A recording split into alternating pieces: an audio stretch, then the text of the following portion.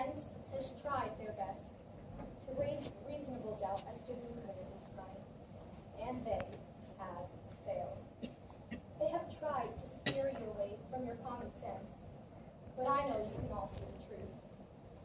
It is overwhelmingly clear that Taylor Edsel, the defendant, intentionally set this fire.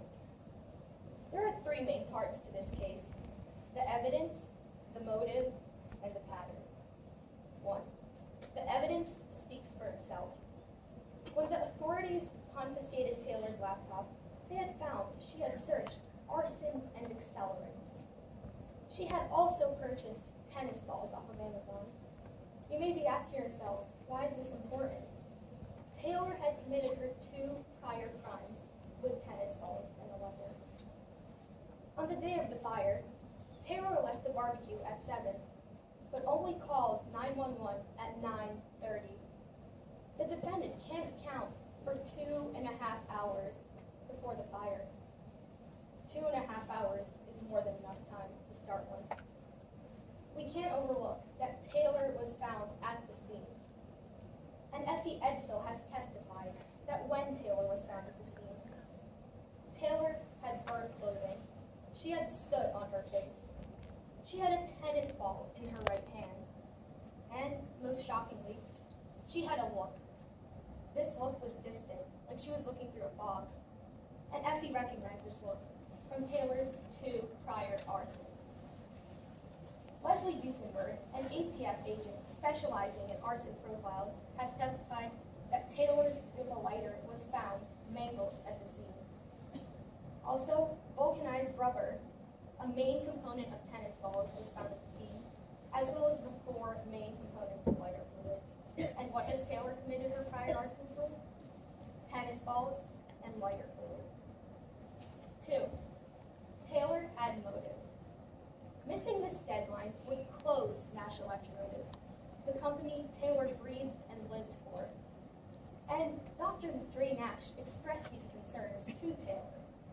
And as Salve DeSoto testified, Taylor was consumed with making Nash happy, fixing the problem for her. And so Taylor thought, what would give them an excuse for not meeting this deadline? In her mind, burning the plant down would. 3. This arson fits a pattern. Taylor gets stressed. Taylor says, I'm going to fix this.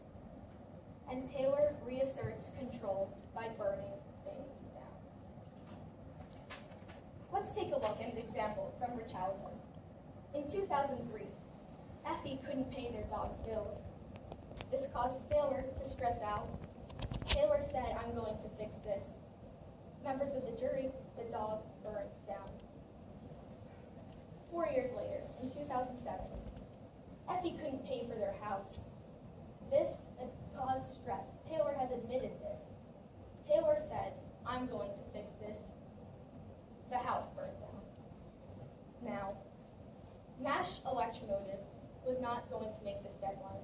This caused the most severe stress Taylor had ever experienced in her life.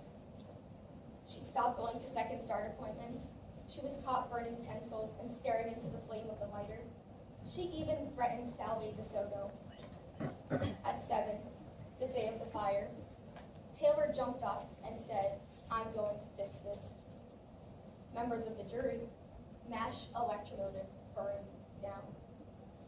It is extremely clear that Taylor Edsel is guilty beyond a reasonable doubt. We know how she did it. We know why she did it.